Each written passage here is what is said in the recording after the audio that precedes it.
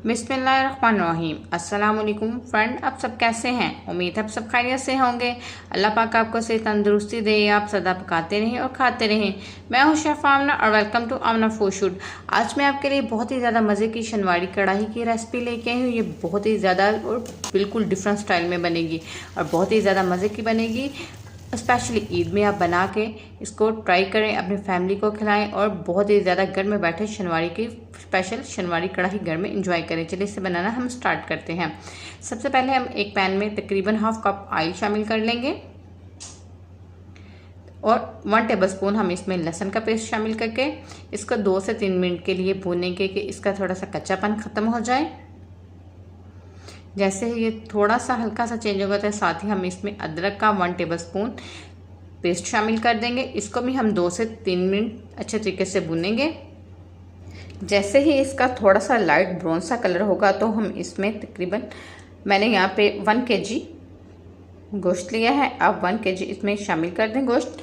यह मैंने गोश्त को तकरीबन हाफ बॉईल कर लिया है। प्रेशर कुकर में तकरीबन मैंने इसको 10 मिनट के लिए बॉईल कर लिया है। यहाँ पे आप कच्चा भी यूज़ कर सकते हैं, लेकिन उससे मेहनत ज़रा ज़्यादा लगती है। इस तरह आप कर लेंगे तो ये बहुत आसानी के साथ जल्दी से रेडी हो जाएगी।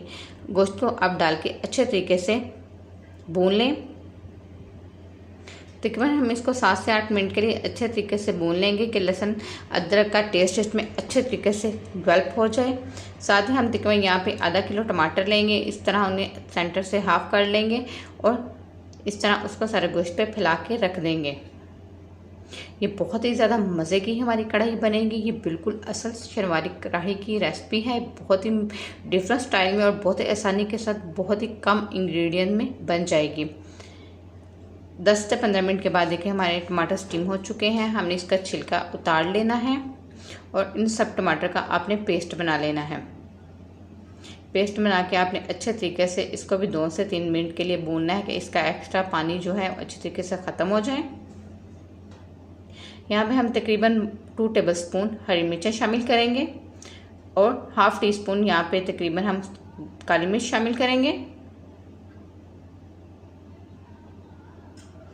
1 टीस्पून यहाँ पे सुरख मिर्च ऐड करेंगे और 1 टीस्पून ही हम नमक शामिल करें। अकॉर्डिंग टू टेस्ट भी आप नमक शामिल कर सकते हैं।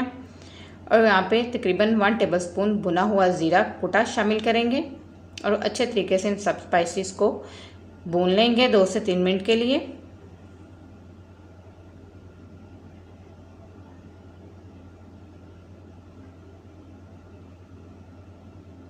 ये बहुत ही ज़्यादा मज़े की हमारी कढ़ाई बहुत ही कम टाइम में रेडी हो जाएगी।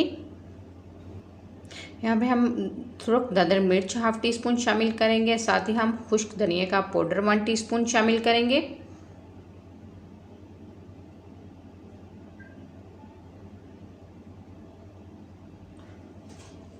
और 1 टीस्पून गरम मसाला शामिल करके इसको अच्छे तरीके से हम 2 से 3 मिनट के लिए मज़ीद भून लेंगे।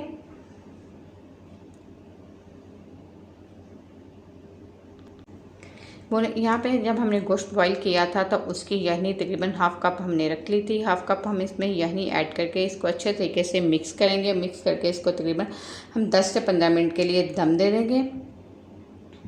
इससे जो हमारा गोश्त थोड़ा सख्त होगा वो अच्छे तरीके से गल जाएगा। जैसे इसको बॉईल 10 से 15 मिनट के बाद देखिए हमने ढक्कन उठाया, माशाल्लाह हमारी कढ़ाई का कितना अच्छा कलर आ चुका है।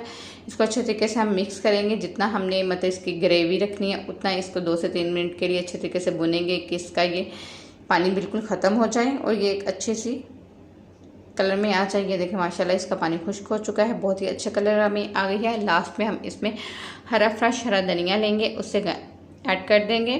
साथ ही हम हरी मिर्च के स्लाइसेस, अदरक के स्लाइसेस ऐड कर देंगे और इसको 2 से 3 मिनट के लिए कवर करके रख देंगे कि इसमें अदरक और हरी मिर्च का टेस्ट डेवलप हो जाए। बहुत ही ज़्यादा मज़े की शनवारी कढ़ाई हम आसानी के साथ घर बना सकते हैं और ईद को एंजॉय कर सकते हैं। स्पेशली बकरा ईद आ रही है और उसमें मज़े मज़े की डिश बना के अपनी फैमिली को खिलाएं, खुद खाएं और एंजॉय करें। अगर आपको मेरी वीडियो पसंद आई इसको लाइक और शेयर करें। वीडियो देखने के लिए थैंक यू सो मच।